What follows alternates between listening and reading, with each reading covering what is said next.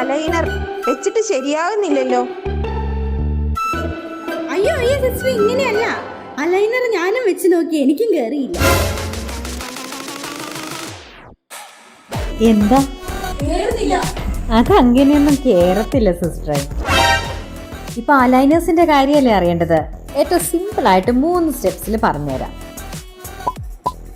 ഇനി Google search ചെയ്ത് വെറുതെ സമയം കളയണ്ട. നിങ്ങളുടെ തൊട്ടടുത്തുള്ള ഡെന്റിസ്റ്റിനെ വിസിറ്റ് ചെയ്യുക. ഡോക്ടർ നിങ്ങളുടെ വായുടെ ആരോഗ്യം, അതായത് പല്ല്, മോണ, എല്ല്, ഇതിന്റെയൊക്കെ ഹെൽത്ത് സ്റ്റാറ്റസ് അസസ് ചെയ്തതിനു ശേഷം നിങ്ങൾക്ക് പറഞ്ഞുതരും ക്ലിയർ അലൈനർ ട്രീറ്റ്മെന്റ് നിങ്ങൾക്ക് പോസിബിൾ ആണോ അല്ലയോ എന്നുള്ളത്.